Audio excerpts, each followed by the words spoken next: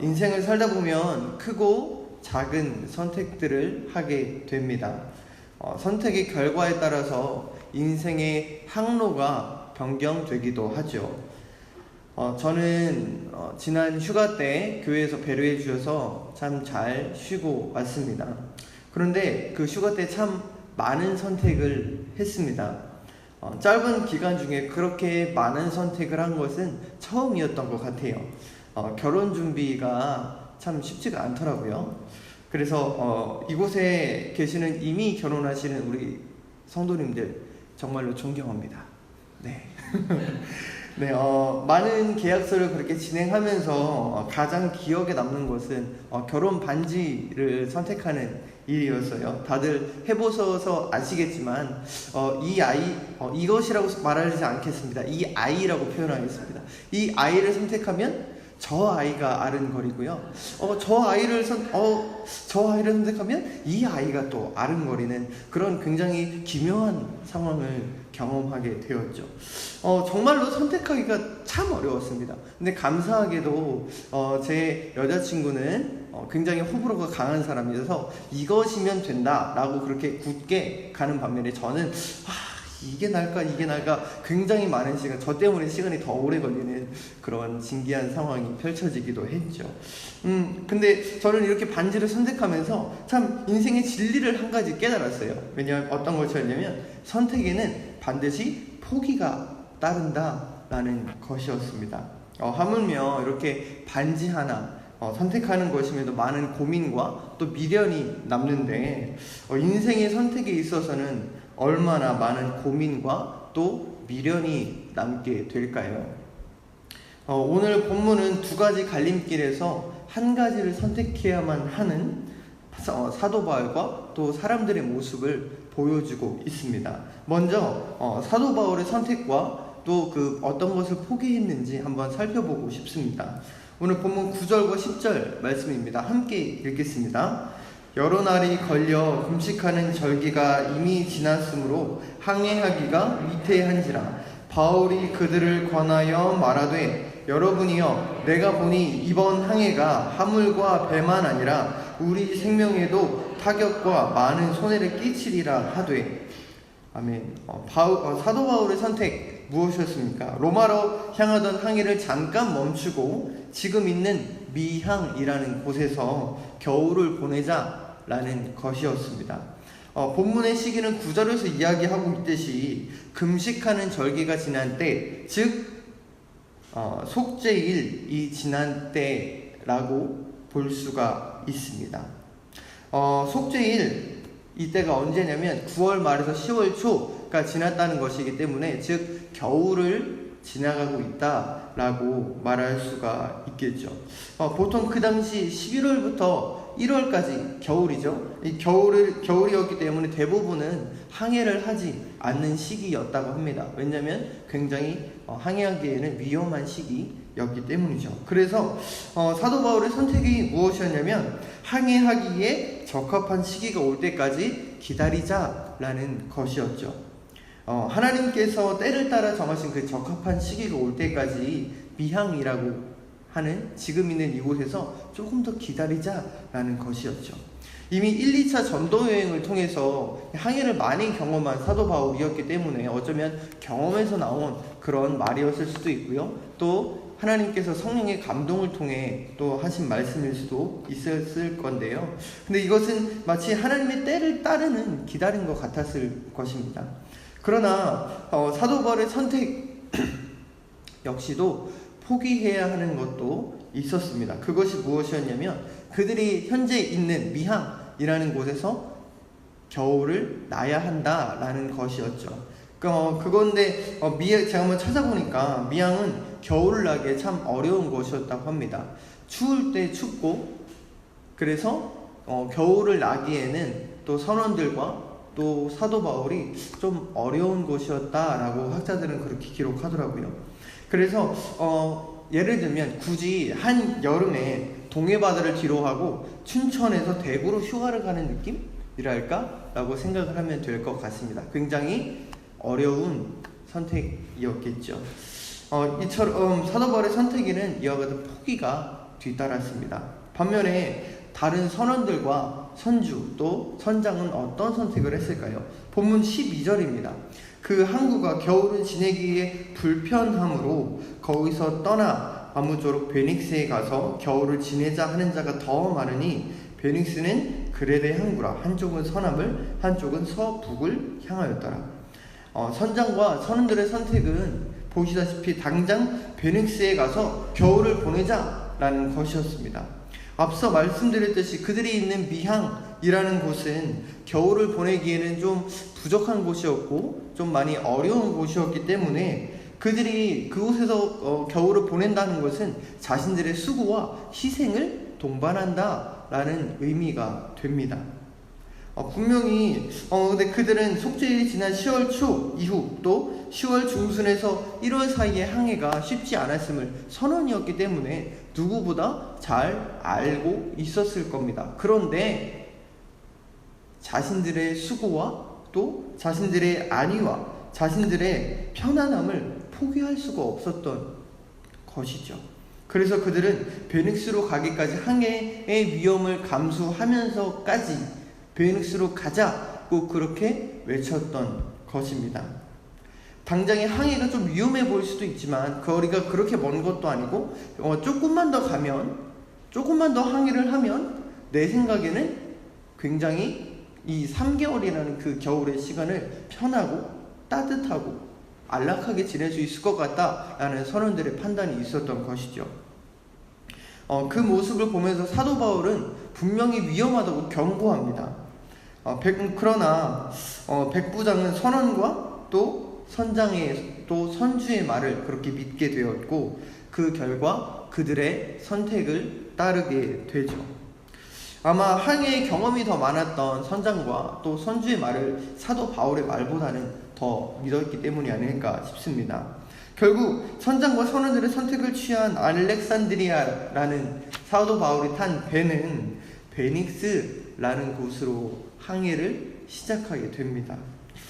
그런데 우리는 이 이후의 결과에 있어서 한번 주목해 볼 필요가 있습니다. 이후 오늘 본문은 아니지만 27장 18절과 19절이 있습니다. 함께 읽도록 하겠습니다. 시작. 우리가 풍랑으로 심히 애쓰다가 이튿날 사공들이 짐을 바다에 풀어버리고 사흘째 되는 날에 배의 기구를 그들의 손으로 내버리니라. 오늘 18절 19절에서 볼 수 있듯이 그들의 손으로 자신들의 짐을 버려야 하는 그런 상황이 되고야 합니다. 베닉스로 가서 겨울을 지내자라는 그들의 선택은 결국에는 무용지물이 되어버렸던 것이죠. 그들은 자신들의 유익과 안락함을 위해 선택한 것이었지만 그 결과는 그들 스스로 자신들의 짐을 다 버려야 하는 어려움에 빠지게 됩니다. 근데 그 학자들의 그런 연구에 의하면 알렉산드리아 배, 사도 바울이 탔던 그 배는 어떤 단순한 통통배 아니면 어떤 유람선과 같은 배가 아니었다라고 합니다. 사람들만을 태우고 이동하는 배가 아니라 무역을 통한 수많은 곡식들이 실려있던 배였고 또 곡식들 외에도 약 276명 정도의 사람들이 탈 수 있었던 그 당시에는 엄청나게 컸던 배였다고 하죠. 이런 알렉산드리아 배에서 이들이 자신들의 손으로 그런 곡식들과 자신들이 가지고 있던 짐을 다 자신들의 손으로 버렸다라는 것은 그만큼의 손해와 위험이 뒤따랐다라는 것이겠지요. 어떻게 보면 선장과 선원들의 선택은 완전히 그들의 예상과는 다르게 지나가게 된 것입니다. 현재의 안락함을 위해서 행했던 그들의 선택이 그들의 안락함을 주었던 그런 결과로 돌아온 것이 아니라 그 3개월이라는 시간 동안에 그런 유익들과 또 그들의 어떤 편안함이나 심지어 목숨까지도 위험에 처하게 되는 그런 상황에 이르게 되었던 것입니다. 사랑하는 성도 여러분, 오늘 본문은 두 가지 갈림길, 두 가지 선택을 말하고 있습니다. 선택과 포기에 있어서 그리스도인의 모습, 우리가 어떻게 해야 할 것인가를 정확하게 보여주고 있죠. 첫 번째로 사도 바울의 선택, 어떤 선택이었습니까? 지금 내가 당장 손해를 본다고 할지라도 하나님의 때를 기다리고 또 그 때를 신뢰하는 선택이었습니다. 두 번째로, 그러나 선장들의 또 선원들의 선택은 무엇이었죠? 현재 나의 유익을 위해서, 나의 편안함을 위해서, 나의 안락함을 위해서 하나님의 때를 저버리고 하나님의 때를 선택하지 않는 그런 모습을 보여줍니다. 지금 이 자리에 계신 여러분, 어떤 선택을 하고 계십니까? 아마 이곳에 있는 저와 여러분 모두는 어떤 것이 하나님이 원하시는 선택인지 분명히 알고 계실 겁니다. 그러나 선장과 선원들이 선택하였듯이 이미 그 답을 알고 있음에도 불구하고 우리는 과연 어떤 선택을 하고 있는지, 현재의 수고를 저버리고 또 하나님의 뜻에 반하는 행동을 하고 있지는 않는지 한번 돌아보아야 하겠습니다. 그렇습니다. 우리는 이미 어떤 선택을 해야 하는지 우리 마음속에 또 우리의 전 존재가 그것을 알고 있을 것입니다. 그러나 사랑하는 성도 여러분, 사도 바울도 또 선장도 선원들도 그 목적지, 원래 가려고 했던 그 목적지는 동일했음을 우리는 기억해야 합니다. 하나님께서는 하나님의 일을 하나님의 때와 하나님의 방법으로 이루어 가시는 분이십니다. 이 사실은 정말로 우리가 잘 알고 있는 사실이고 또 믿는 사실이죠. 하지만 우리의 선택이 어떤 것에 따라서 그 결과는 오늘 보듯이 너무나 다른 결과를 낳게 됩니다. 저와 이곳에 계신 성도님들 모두가 잠시의 안락함을 위해서 하나님의 때와 방법에 지금 귀를 기울이지 않고 계신다면 오늘 이 시간 우리가 더욱더 주님 앞에 귀를 기울이는 시간이 되시기를 소망합니다.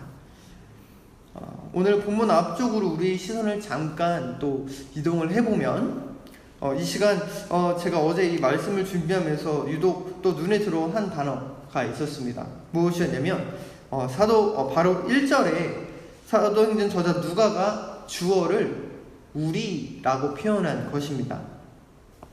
오늘 전체적으로 본문을 지금까지 살펴볼 때 선장과 선원 또 사도 바울에 한번 이렇게 집중을 해보았다면 이 시간에는 한번 주의를 함께 돌아보기를 소망합니다. 본문 안에 있던 그리스도인이 사도 바울 혼자가 아니었다는 거 혹시 눈치채신 분이 있으십니까? 본문의 저자 누가를 포함해서 사도 바울 또 아리스다고까지 함께 그 배에 있었습니다.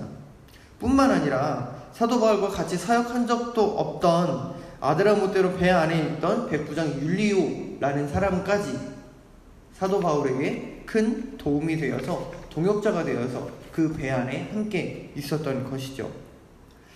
이것을 보면서 묵상하면서 한번 생각해 보았습니다. 사도 바울이 선장과 선원들에 대해서 그렇게 이야기할 때 이 나머지 사람들은 도대체 뭘 하고 있었을까? 그래서 이 사람들은 정말 사도 바울이 그렇게 얘기할 때 옆에서 서서 가만히 있었나? 아니면은 그들 군중 사이에 숨어서 두려워서 그렇게 같이 있었나? 라고 생각을 해보았더니 본문 12절에 그 답을 알려주고 있었습니다. 12절 같이 한번 읽어볼까요? 시작! 그 항구가 겨울을 지내기에 불편하므로 거기서 떠나 아무쪼록 베닉스에 가서 겨울을 지내자 하는 자가 더 많으니 베닉스는 그레데 항구라. 한쪽은 서남을 한쪽은 서북을 향하였더라. 본문 12절에서는 사도 바울 혼자서 자신의 주장을 펼치고 있었다라고 기록하고 있지 않습니다. 분명하게 베닉스에 가서 겨울을 지내자 하는 자가 더 많다라고 기록을 하고 있죠. 사도 바울이 배 안에 있는 전체 무리와 대항하여서 혼자 있지 않았다라는 것을 보여줍니다. 본문 1절에서 우리라는 표현과 동일하게 아마 누가와 아리스다고는 적어도 사도 바울의 편에 서서 하나님이 기뻐하시는 선택이 행해지기를 그렇게 열심히 응원하고 또 열심히 본인들의 주장을 펴고 있었을 것입니다. 하나님께서는 감사하게도 우리가 두 가지 혹은 그 이상의 갈림길에 서 있을 때 우리 혼자 두게 하시는 것이 아니라 그 가운데 반드시 미리 예비하신 동역자를 우리에게 허락하시는 분이십니다. 그 길을 함께 걸어갈 수 있는 동역자를 우리에게 붙여주시는 분이시죠. 1절부터 12절 오늘 본문의 상황만 보아도 이 로마로 가는 그 항해는 결코 쉬운 여정은 아니었습니다. 그러나 하나님께서 미리 앞서서 일하셔서 백부장 율리오의 마음을 움직이셨고 또 누가와 아리스다고라는 사람을 함께 붙여주셔서 사도 바울이 결코 그 항해를 혼자 가도록 하지 않으셨습니다. 그리고 그 하나님께서는 지금 바로 이 시간 동일하게 우리에게도 역사하고 계십니다. 쉽지 않은 인생의 항해길이시죠. 쉽지 않으시죠. 그러나 그곳에 우리가 혼자 가는 것이 아닙니다. 우리와 함께 동행하는 동역자가 반드시 있습니다. 지금 이 새벽재단을 쌓으신 우리 이곳에 계신 여러분들이 서로서로의 동역자이십니다. 아멘. 그래서 그 새벽이긴 하지만 한번 앞뒤 좌우를 한번 이렇게 돌아보시면서 이렇게 한번 인사하면서 마무리했으면 좋겠습니다. 내 인생의 항해에 힘이 되어주셔서 정말 감사합니다. 내 인생의 항해에 힘이 되어주셔서 정말로 감사드립니다. 네.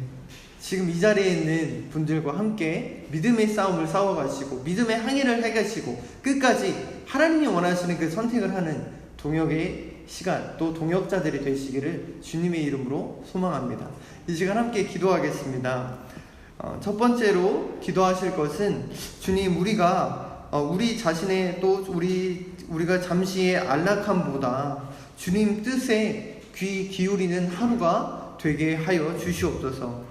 나의 뜻보다 주님의 뜻을 선택하는 또 주님의 뜻을 기다리는 하루가 되게 하여 주시옵소서. 두 번째로 주님 우리에게 믿음의 동역자를 허락하여 주시고 준비시켜 주시니 감사합니다. 우리에게 허락하신 사람들과 함께 주님의 뜻을 간구하게 하시고 또 우리 주변에 허락하신 사람들을 뜨겁게 사랑하는 하루가 되게 해달라고 이 시간에 주님의 이름 한번 부르짖고 함께 기도하도록 하겠습니다.